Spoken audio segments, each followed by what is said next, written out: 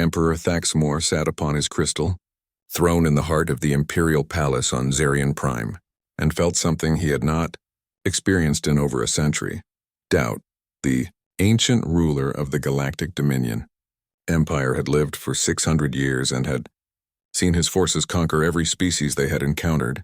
Now a single unknown vessel was making his greatest fleet commanders look like children playing with toys.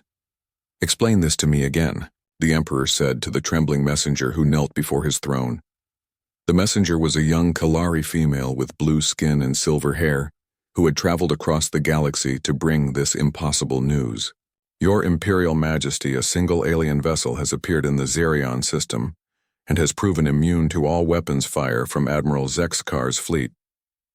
"One ship," the Emperor repeated slowly. "One ship has defeated 200 of our finest warships." "Not defeated, Your Majesty," the messenger corrected carefully. "The alien ship has not destroyed any of our vessels. It appears to be trying to communicate peacefully, but Admiral Zexkar's weapons cannot penetrate its defenses." Emperor Thaxmor rose from his throne and walked to the massive window that looked out over his capital city. Below him, millions of beings from dozens of conquered species went about their daily lives serving the Empire. For 3,000 years, this had been the natural order of the galaxy, and no force had ever threatened it. "Send word to General Krixtal," the Emperor commanded. "Tell him to take the 7th Battle Fleet to Zarion immediately. If one fleet cannot handle this situation, then 300 ships certainly will." Meanwhile, in the Zarion system, Captain Jake Murphy stood in his ready room adjacent to the Dakota's bridge reviewing the intelligence his crew had gathered about their situation.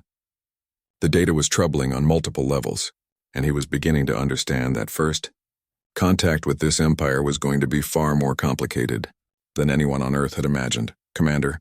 Rachel Stone entered the room carrying a data pad filled with intercepted communications from the alien fleet. "Captain, you need to see this," she said as she handed him the device. Murphy read through the translated messages and felt his stomach turn. The communications revealed details about the Empire's history of conquest and the fate of species that had resisted their rule. Entire civilizations had been enslaved or wiped out, and billions of beings lived under the boot of imperial tyranny. "They're not just aggressive, Rachel," Murphy said quietly. "They're monsters, that's not the worst part," Stone replied. "Dr. Campbell has been analyzing their ship designs, and he thinks he knows why their technology is so primitive." "Tell me." "The Empire has been so successful for so long that they stopped innovating. When you can defeat every enemy with brute force and overwhelming numbers, you don't need to improve your weapons or defenses. They've become technologically stagnant." Murphy walked to his window and looked out at the massive alien fleet that still surrounded his ship. Even now, some of the Dominion vessels were taking occasional shots at the Dakota, in the apparent hope that their weapons might suddenly become effective. "Sir," came Lieutenant Rodriguez's voice over the intercom, "you need to return to the bridge immediately. We have new contacts dropping out of hyperspace." Murphy and Stone hurried back to the bridge, where they found the crew staring at the tactical display in amazement. 300 new alien warships had just arrived in the system, led by a vessel even larger than Admiral Zexkar's flagship, General Krixtal commanding the 7th Battle Fleet. Ensign Carter reported from her communication station. "He's demanding that we surrender immediately or be destroyed." 500 ships now," Rodriguez said from her tactical station. "Captain, this is getting out of hand." The main screen activated to show a new alien commander who looked even more intimidating than Admiral Zexkar. General Krixtal was a member of the Torgan species with gray skin covered in battle scars and 4 arms ending in clawed hands. His red eyes glowed with barely controlled rage as he spoke. "Unknown vessel, I am General Krixtal, Supreme Commander of the Imperial 7th Battle Fleet." The alien growled. "You have exactly 1 minute to surrender your ship, or I will demonstrate what happens to those who defy the Empire." Captain Murphy looked around his bridge at his crew, who were all watching him expectantly. He had trained for first contact scenarios, but nothing in his experience had prepared him for dealing with a galactic empire built on conquest and slavery. "General Krixtal," Murphy replied calmly. "I am Captain Jake Murphy, representing the United Nations of Earth. We came here seeking peaceful contact, but your forces have been firing on our ship without provocation." "Peaceful contact," General Krixtal laughed harshly. "The Empire does not make contact with inferior species. You submit or you die. Those are your only choices, and if we choose neither, Then you will learn why 1,000 species across the galaxy fear the name of General Kriegstall.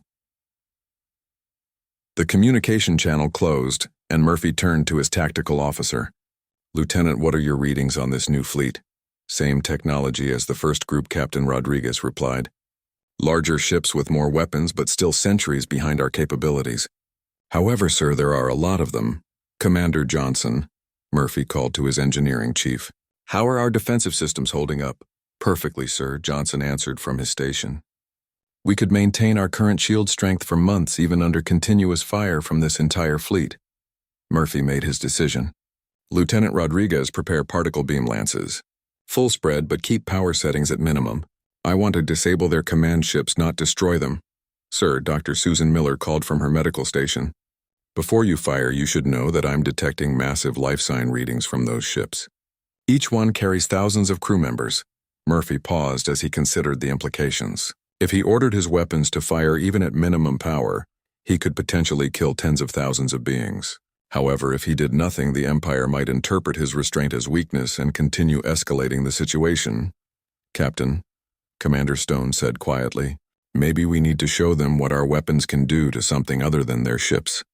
Murphy looked at her questioningly, and she pointed to the tactical display where several large asteroids drifted near the edge of the system. "Demonstration." Murphy understood immediately. "Lieutenant Rodriguez, retarget our weapons on that asteroid cluster." "Full power this time, aye, sir," Rodriguez replied as she adjusted her targeting systems. "All weapons locked on target." Fire 6 particle beam lances shot out from the Dakota at full power and struck the asteroid cluster simultaneously. The result was spectacular as the beams disintegrated the space rocks at the molecular level, leaving nothing behind but glowing gas that quickly dispersed into space. General Kriegstall watched in horror as asteroids, the size of cities, simply ceased to exist. The power required for such a feat was beyond anything the Empire had ever witnessed, and the implications were terrifying. If the human ship could disintegrate asteroids, what could it do to planets? "All ships attack now," General Kriegstall screamed over the fleet communications network. "Destroy that vessel before it destroys us all." 500 Dominion warships opened fire simultaneously, and space around the Dakota became a storm of energy weapons. Plasma bolts and particle beams filled the void as the Empire threw everything they had at the lone human vessel. The attack continued for over an hour as ship after ship emptied, their weapon capacities in desperate fury. When the barrage finally ended, the Dakota hung in space completely undamaged, while several of the alien ships had suffered power failures from overloading their weapon systems. Captain Murphy looked at his tactical display and saw that his shields had never dropped below 90% effectiveness. Throughout, the Galaxy emergency communication networks carried news of the impossible battle. The Empire's greatest fleet had been rendered helpless by a single unknown vessel, and panic was beginning to spread through the conquered systems. On dozens of world-subjugated species began to whisper about rebellion and freedom for the first time in generations. The bright green plasma bolt streaked across space from the Dominion flagship toward the UNS Dakota and struck the human ship directly on its forward section. The weapon carried enough energy to vaporize a city block, but when it hit the strange vessel, something impossible happened. The plasma bolt simply disappeared as if it had never existed at all. Captain Jake Murphy stood on his bridge watching the tactical display with growing concern. Around him, his crew worked quietly at their stations, monitoring the massive alien fleet that surrounded them. Lieutenant Lisa Rodriguez turned from her tactical station with worry written across her face. "Captain, their weapons are primitive, but they have a lot of ships," she reported. "I count 215 vessels all targeting us." "Any damage from that plasma bolt?" Captain Murphy asked. "No, sir, our shields absorbed it completely," Rodriguez replied. "Their weapon barely registered on our defensive systems." Commander Pete Johnson looked up from his engineering station with confusion in his eyes. "Captain, I'm reading their ship designs and this doesn't make sense. Their technology appears to be hundreds of years behind ours." "Explain," Murphy said. "Their ships are using fusion power plants that we abandoned 50 years ago," Johnson continued. "Their weapons are basic plasma cannons and their shields are simple energy barriers. It's like they stopped advancing their technology centuries ago." Captain Murphy felt a chill run down his spine as he began to understand what they were facing. Earth had developed faster than light travel only 10 years ago, and had immediately begun building exploration vessels like the Dakota. Humanity had assumed that any galactic civilization would be far more advanced than they were. Communications, Murphy called to Ensign Amy Carter at her station. Can you analyze their fleet communications? Carter worked at her panel for several minutes before responding. Sir, they're using basic radio transmissions that our computers can easily decode. They seem very confused about why their weapon didn't damage us. On the main screen, the image of Admiral Zexkar appeared again, and the alien commander looked angry. His yellow eyes glowed with rage, and his scaly hide had turned a darker shade of green. Impossible, Admiral Zexkar growled. No shield can absorb a direct hit from Imperial plasma cannons without showing any effect. Captain Murphy tried to keep his voice calm and diplomatic. Admiral, as I said before, we come in peace. We don't want any conflict with your empire. Your tricks will not save you, Admiral Zexkar replied. All ships fire at will. The communication channel closed, and suddenly space around the Dakota filled with weapons fire. Green plasma bolts and blue energy beams struck the human ship from every direction, as 200 alien warships opened fire at once. The barrage continued for several minutes until the alien fleet exhausted their first salvo. Lieutenant Rodriguez checked her displays and shook her head in amazement. Captain, our shields are holding at 98%. Their weapons are having almost no effect. Sir, called Dr. Roy Campbell from the science station. I'm analyzing the composition of their weapons fire, and I think I understand what's happening. These aliens appear to have built their entire civilization around intimidation and overwhelming numbers rather than technological advancement. Captain Murphy nodded grimly. They've become complacent. When you rule through fear for thousands of years, you stop trying to improve. Commander Rachel Stone stepped closer to the captain's chair. Sir, we need to make a decision. We can't just sit here letting them shoot at us forever, I know. Murphy replied quietly. But we came here to make friends, not start a war, Captain Lieutenant Rodriguez said softly. Maybe we need to show them that continuing this attack is pointless. If we demonstrate our capabilities, they might be more willing to talk. Murphy considered this option carefully. The Dakota carried weapons systems that could destroy planets if necessary, but their mission was exploration and diplomacy. However, it was becoming clear that these aliens only understood strength. Very well, Murphy decided. Lieutenant Rodriguez, prepare one particle beam lance, minimum power setting, and target their flagship's forward section. I want to disable, not destroy, aye, sir. Rodriguez replied as she worked at her controls. Particle lance charged and ready. Targeting the flagship's forward hull. Fire. A thin blue beam of energy lanced out from the Dakota and struck Admiral Zexkar's flagship. The beam punched through the alien ship's shields as if they didn't exist and carved a perfectly circular hole through 3 decks of the massive vessel. The hole was only 2 meters wide, but it went completely through the ship from one side to the other. On the Dominion flagship, emergency alarms wailed as atmosphere vented from the holes in the hull. Admiral Zexkar stared in shock at the damage reports flooding his screens. The human weapon had penetrated their strongest shields and best armor like they were made of paper. Impossible. Admiral Zexkar whispered. No weapon in the galaxy can penetrate Imperial shielding. His science officer looked up from his station with terror in his eyes. Sir, the energy readings from that weapon are unlike anything we've ever encountered. The power output was minimal, but the beam itself seems to disrupt matter at the molecular level. Admiral Zexkar felt fear creeping into his mind for the first time in decades. The Empire had built its power on the knowledge that their ships and weapons were the best in the galaxy. If this unknown species possessed superior technology, then everything the Empire believed was wrong. All ships continue firing, he ordered desperately. Concentrate all weapons on their forward section. The Dominion fleet resumed their attack with even greater intensity, but the results were the same. The human ship's shields continued to absorb every blast without showing any strain, while their own vessel had been damaged by a single shot fired at minimum power. Captain Murphy watched the tactical display as the alien fleet continued their futile attack. He felt sorry for them because they clearly didn't understand what they were facing. Commander Johnson reported that their shields were still holding above 95% despite the continuous bombardment. Sir, Ensign Carter called from her station. I'm intercepting communications from throughout their fleet. They're requesting emergency reinforcements, and some of their captains are reporting equipment failures. Equipment failures? Murphy asked. It appears some of their crews are panicking, sir, Carter replied. Several ships are experiencing system overloads because their crews are pushing their weapons beyond safe limits. Dr. Campbell looked up from his analysis. Captain, I'm detecting massive communication bursts throughout this star system. News of this engagement is being transmitted to the entire galaxy. Murphy realized that their encounter was being broadcast to hundreds of alien worlds. Whatever happened here would determine humanity's relationship with this galactic empire and possibly every other species in the galaxy. Lieutenant Rodriguez, he said quietly, cease fire and hold position. Let's see what they do next. The Dakota stopped shooting and hung motionless in space while the alien fleet continued their attack. After several more minutes, the Dominion ships began to reduce their rate of fire as their crews realized they were accomplishing nothing. Finally, Admiral Zexkar appeared on the screen again, and his expression had changed completely. The anger was gone and had been replaced by something Captain Murphy had not expected to see in the eyes of a galactic conqueror. Fear.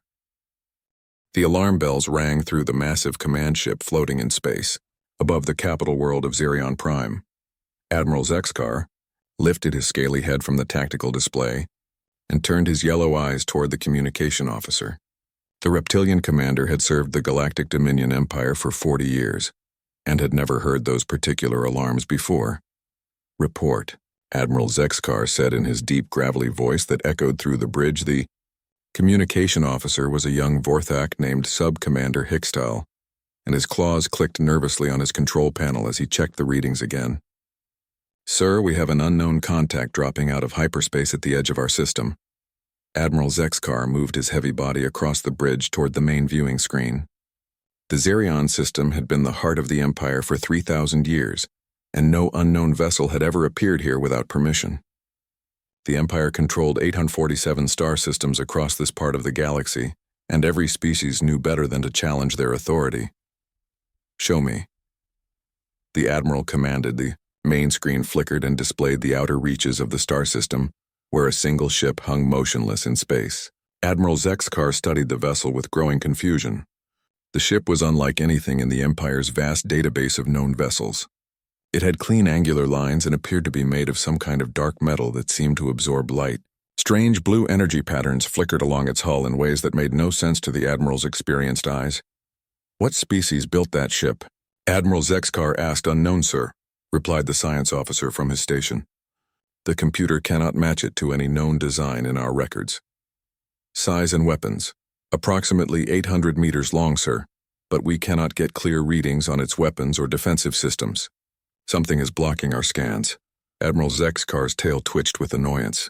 In 3,000 years of Empire expansion, no species had ever possessed technology that could block Dominion sensors. The Empire's ships were the most advanced in the galaxy, and their scanning systems could analyze a grain of sand from 1,000,000 kilometers away. Hail them. The Admiral ordered Sub-Commander Hickstal worked at his panel for several minutes before looking up with confusion. Sir, they are using a communication method we have never encountered before, but our computers are attempting to translate. Put them through. The main screen changed to show the interior of the unknown ship's bridge, and Admiral Zexkar felt his blood run cold. The beings on the screen were completely unknown to the Empire. They appeared to be bipedal mammals with pale skin and strange hair covering the tops of their heads. Their eyes were small and came in different colors, and they wore uniforms that looked nothing like anything the Empire had seen before. Male creature with short brown hair and calm blue eyes stepped forward and spoke in a clear voice. This is Captain Jake Murphy of the United Nations Ship Dakota, representing the United Nations of Earth. We request safe passage to your capital world for diplomatic purposes. Admiral Zexkar exchanged glances with his bridge crew.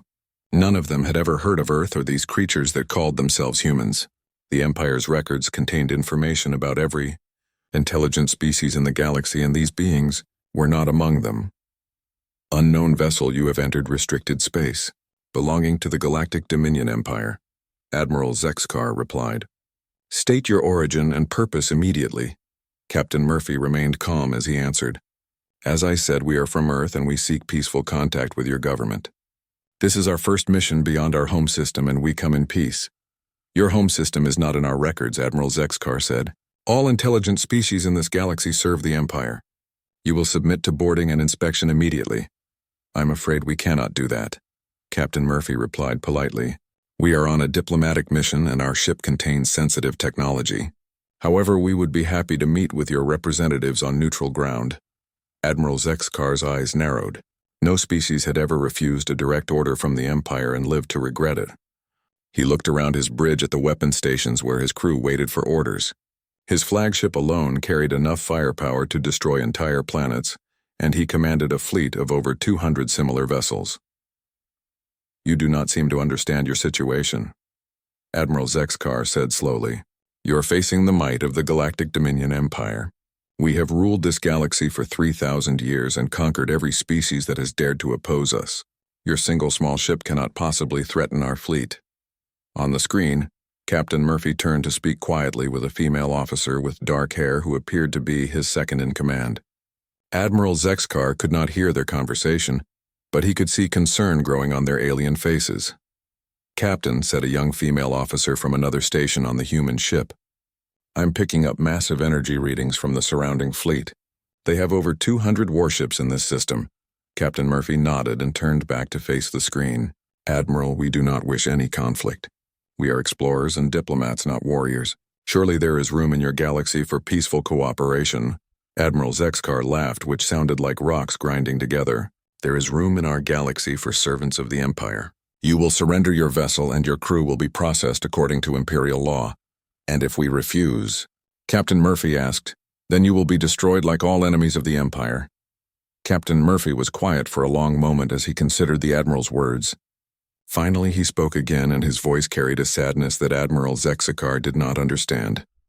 Admiral, I truly hope it does not come to that. We came here seeking friends, not enemies. You have found neither. Admiral Zexkar replied. You have found your masters. Submit now or face the consequences.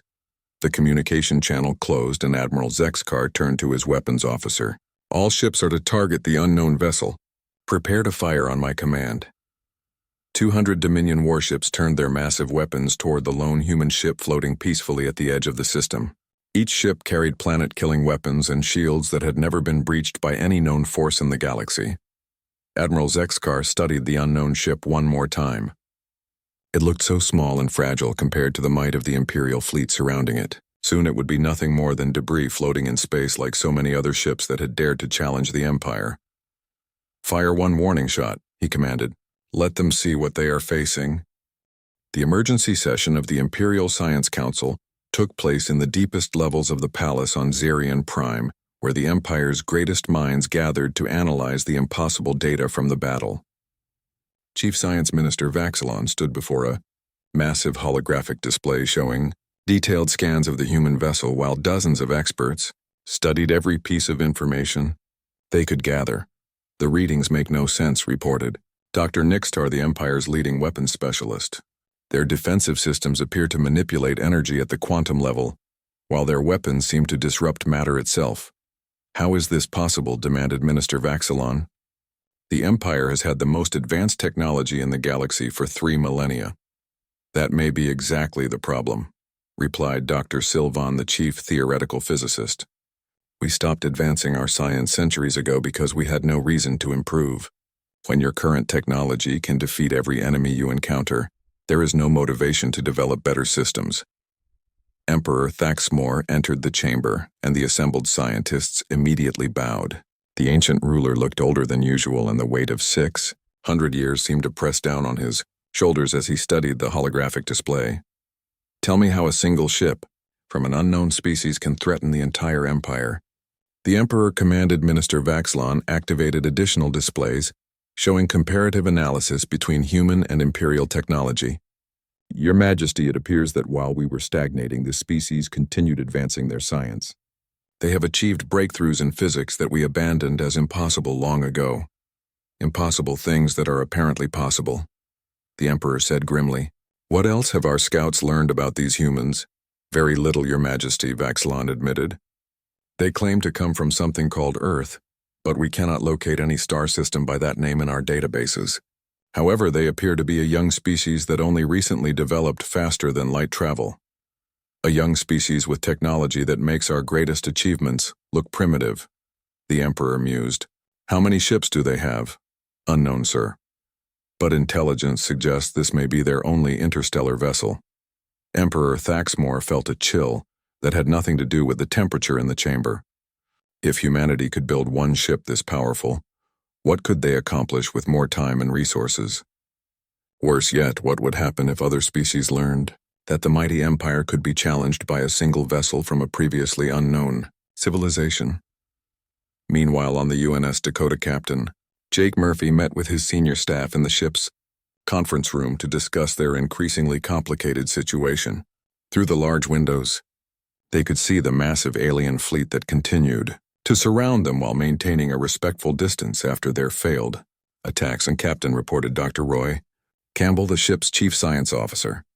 I've completed my analysis of the Empire's technology and the results are fascinating. These beings achieved faster than light travel and energy weapons thousands of years ago, but then essentially stopped innovating. Why would they do that? Asked Commander Rachel Stone. Because they didn't need to improve, Campbell explained. When you can conquer every species you encounter with existing technology, there's no pressure to advance. They built their civilization on the assumption that bigger and more numerous was always better than smarter and more efficient. The problem with that approach, added Chief Engineer Pete Johnson, is that eventually you encounter someone who kept improving while you stood still. Captain Murphy nodded as he considered the implications. So we're not necessarily more intelligent than they are. We just never stopped trying to build better tools, exactly, Campbell agreed. Humanity developed in isolation, so we had to keep advancing to solve our problems. They developed in a galaxy where they were the dominant force, so they had no problems that required new solutions. Lieutenant Lisa Rodriguez looked up from her tactical analysis. Captain, there's something else we need to discuss. I've been monitoring their communications and rebellion is breaking out across their empire. She activated a holographic display, showing star charts with dozens of systems marked in red. The Zalani Confederation has declared independence. The Morphic Collective has stopped paying tribute. 3 different species in the Outer Rim have expelled Imperial governors. Word of our encounter is spreading, Murphy realized. Other species are learning that the Empire can be challenged. It gets worse, sir, Rodriguez continued. Some of their subject species are requesting our help in overthrowing Imperial rule. They think we're here to liberate the galaxy. Murphy felt the weight of responsibility settling on his shoulders. Earth had sent him to make peaceful contact with alien civilizations, but instead, he had accidentally sparked a galactic revolution. Every decision he made now could affect billions of lives across hundreds of worlds. Sir, called Ensign Amy Carter from the communications station. I'm receiving a priority transmission from Emperor Thaxmore himself. He wants to speak with you directly. The main screen activated to show the interior of what was obviously a throne room. Emperor Thaxmore sat upon an elaborate crystal seat, while alien courtiers and advisors flanked him on both sides. The Emperor looked exactly like what Murphy had expected from a galactic tyrant, but there was something different in his ancient eyes. Fear mixed with a desperate kind of respect. Captain Murphy, the Emperor said formally. I am Emperor Thaxmore, ruler of the Galactic Dominion Empire. It appears we need to talk. I agree, Your Majesty, Murphy replied diplomatically. We came here hoping to establish peaceful relations. Peaceful relations, the Emperor repeated slowly. Do you understand what you have done, Captain? Your presence here has destabilized the entire galaxy. Rebellions are breaking out on dozens of worlds, and my authority is being questioned for the first time in millennia. That was never our intention, Your Majesty. We are explorers, not conquerors. Perhaps not, but your actions have consequences regardless of your intentions. The Emperor replied. My empire spans 847 star systems and maintains order for trillions of beings. If that order collapses, the result will be chaos and war on an unimaginable scale. Murphy considered the Emperor's words carefully. He was beginning to understand that their first contact situation was far more complex than anyone on Earth had anticipated. The Empire might be built on tyranny, but its collapse could lead to even greater suffering. What do you propose, Your Majesty? Murphy asked. First, I need to know how many ships your species possesses, the Emperor demanded. If Earth has a fleet of vessels like yours, then we must negotiate as equals. If this is your only ship, then perhaps we can reach a different arrangement. Murphy glanced at Commander Stone, who nodded slightly. They had discussed this moment and decided that honesty might be their best option. Your Majesty, the Dakota is currently humanity's only interstellar vessel, Murphy admitted. We are a young species that only recently achieved faster than light travel. The Emperor's advisors began whispering frantically among themselves, while the ruler himself sat in stunned silence. Finally, Emperor Thaxamor spoke again, and his voice carried a mixture of relief and terror. "One ship," he whispered. "Your entire species has built only one ship, and it is more powerful than my entire fleet. We built it for exploration and diplomacy." "Your Majesty," Murphy explained, "we hope to find friends among the stars." "Friends?" The Emperor laughed bitterly. "Captain, do you realize what this means? If your species can build one ship like this, what will you build when you have the resources of multiple star systems? What will you create when you decide that the galaxy needs to be ruled by beings who understand the value of continued progress?" Murphy felt a chill as he understood the Emperor's fear. Humanity had demonstrated technological superiority over the galaxy's dominant power, and now every alien civilization would be wondering what came next. Captain Jake Murphy stood in the center of the Great Assembly Hall on the neutral world of Kepler-7 and looked out at the most diverse gathering in galactic history. Representatives from over 400 species filled the massive chamber, while their various breathing apparatus and environmental suits created a symphony of alien sounds. For the first time in 3,000 years, every major civilization in the galaxy was meeting as equals rather than as conquerors and conquered. Emperor Thaxamor sat at the head of the imperial delegation wearing simple robes instead of his usual elaborate royal garments. The ancient ruler had aged visibly in the 3 weeks since the Dakota's arrival at Zarion, and the weight of his crumbling empire showed in every line of his face. Beside him sat his new advisor, Dr. Sylvan, who had become the voice of reason among the imperial leadership. "The old order is ending," Murphy said as his words were translated into hundreds of languages simultaneously. "But that does not mean the galaxy must descend into chaos. We can build something better together." Easy words from the species with the superior technology, called out Ambassador Zexran of the Torgan Confederacy. "Why should we trust humans to keep their promises when they could simply take what they want?" "Because conquest was never our goal," Murphy replied calmly. "We came to the stars seeking knowledge and friendship, not subjects and territory." Commander Rachel Stone stepped forward carrying a datapad containing humanity's formal proposal for galactic reorganization. "What we propose is simple," she announced. "The dissolution of the Empire as a tyrannical institution and its replacement with a democratic council where all species have equal representation." The assembly erupted in dozens of different alien languages as representatives debated among themselves. Many species had lived under imperial rule for so long that they could barely imagine any other system of government. "And what of enforcement?" demanded General Crixtal, who now served as the Empire's military representative. "Who will maintain order when conflicts arise between species?" "The same organization that will help transition former imperial territories to self-governance," Murphy answered.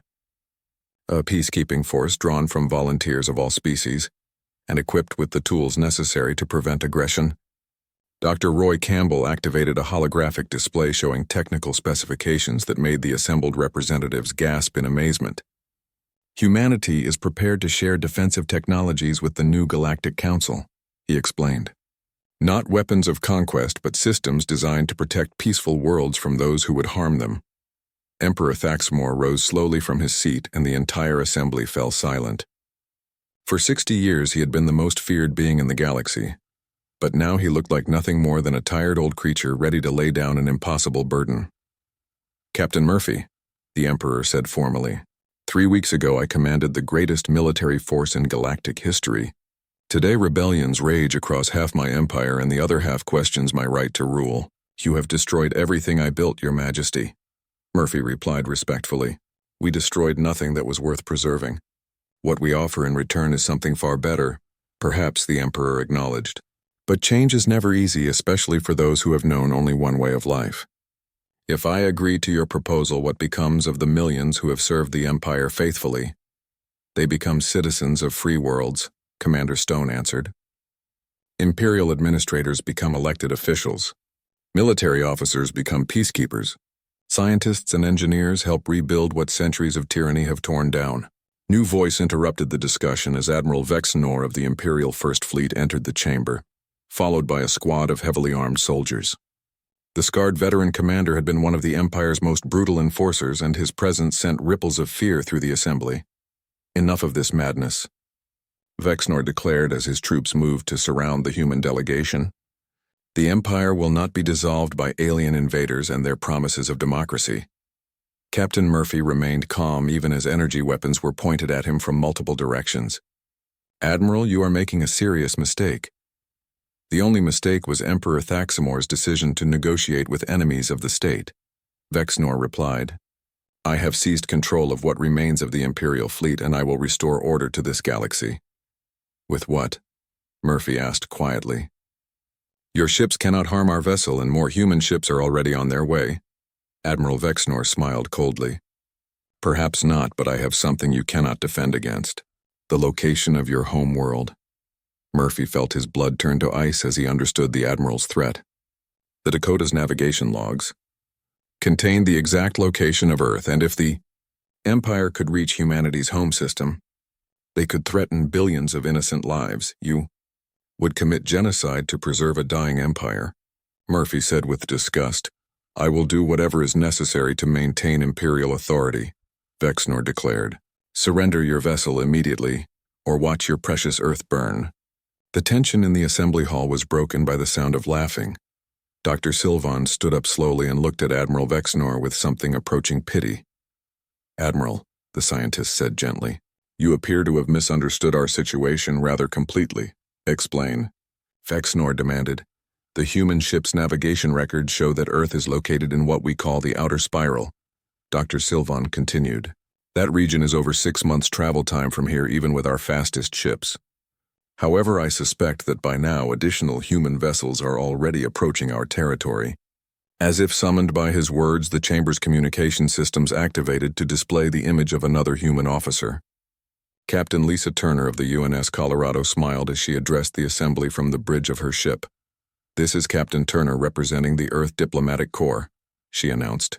"We have just arrived in the Zirian system and are pleased to report that the first human embassy ship is now in orbit around the Imperial capital." Admiral Vexnor stared at the screen in shock while Captain Murphy allowed himself a small smile. Earth had sent the Colorado as planned, but the new ship had arrived earlier than expected, due to improvements in their faster-than-light engines. Admiral Captain Turner continued, "Please instruct your fleet to stand down immediately. The Colorado is equipped with the same defensive systems as the Dakota, and we would prefer not to demonstrate their effectiveness on Imperial vessels." Admiral Vexnor looked around the assembly hall at the hundreds of alien faces watching him expectantly. His coup attempt had failed before it even began, and continuing his rebellion would only result in the destruction of what remained of the Imperial fleet. "I yield," he said finally as he ordered his soldiers to lower their weapons. Emperor Thaxamor stood again, and this time his voice carried a note of relief rather than despair. "Captain Murphy, I formally accept your proposal for the establishment of a Galactic Council. The Dominion Empire hereby dissolves itself and transfers all authority to the representatives of the free worlds." The assembly hall erupted in celebration as hundreds of species cheered their liberation from centuries of Imperial rule. Captain Murphy watched the jubilation with mixed emotions, knowing that the real work of building a better galaxy was just beginning. 6 months later, Captain Murphy stood on the observation deck of the Dakota and looked out at the bustling space station that had become the new center of galactic government. The Kepler 7 station hosted representatives from over 500 species who worked together to solve problems that had seemed impossible under Imperial rule. Commander Stone joined him at the viewing port carrying a message pad with the latest reports from Earth. "The third embassy ship launched yesterday," she reported. "The UNS Arizona will arrive next month with our new ambassador and a full diplomatic staff." "Any word on the rebellion in the Outer Rim?" Murphy asked. "Resolved peacefully," Stone replied with satisfaction. "The former Imperial governor agreed to free elections, and the Zalani have chosen their first democratic leaders in 2,000 years. Murphy nodded as he watched a group of alien children playing in the station's central park. For the first time in millennia, young beings from different species were growing up as friends rather than as masters and slaves. Captain Stone said quietly, Do you ever wonder if we did the right thing? The Empire was evil, but at least it was stable. Now we have 500 different governments trying to learn democracy all at once. Murphy considered her question as he watched a human engineer working alongside a former Imperial scientist to design new medical facilities for liberated worlds. Rachel, he said finally, I think the galaxy is going to be just fine.